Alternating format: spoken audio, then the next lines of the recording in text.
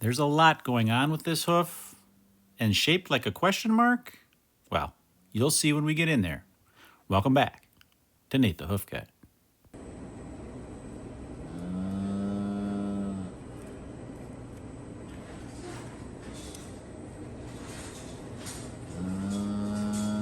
And yes, if you're wondering, that is this cow making that mooing sound. She's not in any pain right now. She's just protesting being in the chute. Just like some kids kind of fuss when they go to the dentist or the doctor's office, sometimes cows make that same noise when we've got them in the chute. Like I said, there's no pain here. She just doesn't want to be there.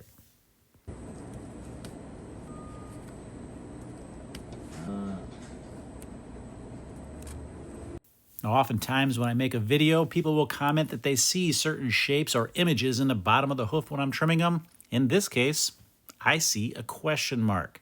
Be a little bit clearer here when we get it rinsed out.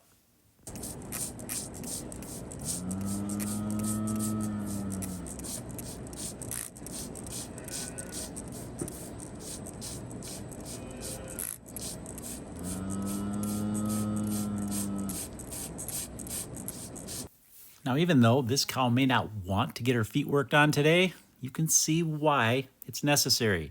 She's got a white line defect that's caused a problem up inside there, so we got to continue to trim this out and fully expose it so we can get it treated and get her on the mend.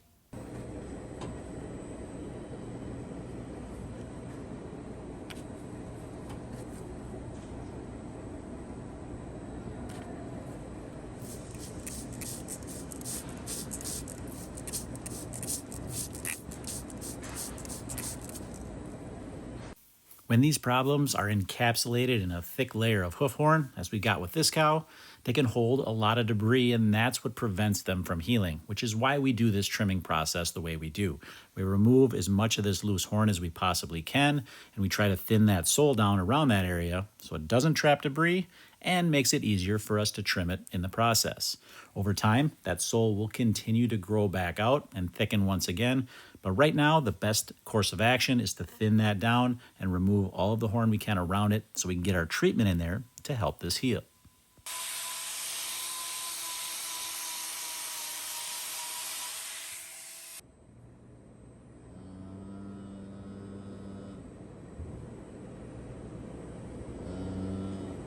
I always try to work slowly and deliberately around these areas, and in a minute here, you're going to see exactly why.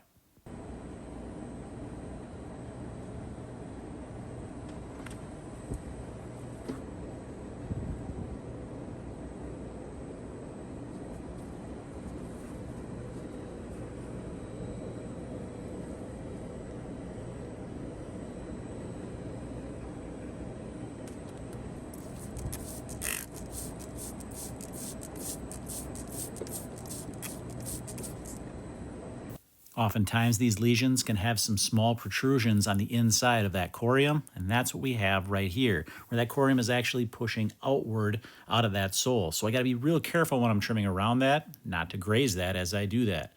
I'm working carefully, yet I have to remove as much of that loose horn as I can because anything that's remaining could irritate that area.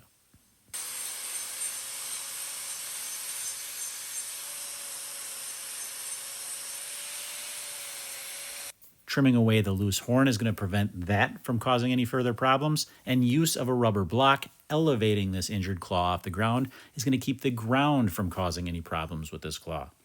Those two in combination, along with our salicylic acid wrap, are going to help these lesions heal up and that corium underneath to begin to produce new hoof horn again, which is what she needs to walk on.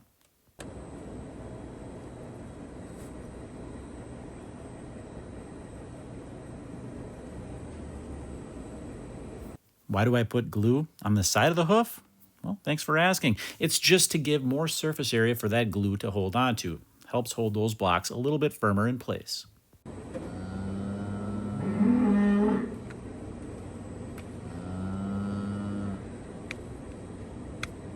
Now really the last step in the trimming process here is just to remove any of these little edges that could trap debris and also thin the margins around this entire area, making that hoof horn a little more pliable. Then we get the wrap in place and that will finish everything off. Let's finish getting these pieces away. We'll wash it thoroughly, give you one last look at it, and we'll get it wrapped up.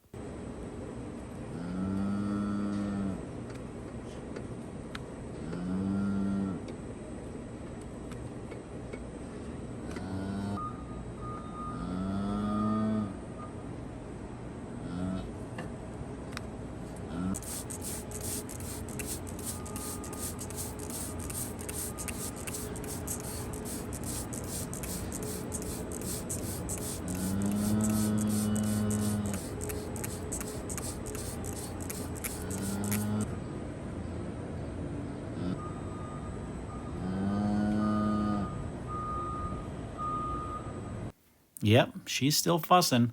You'll notice even after we get this foot wrapped up and down, she still fusses. Until, of course, we let her go and she's able to stroll off.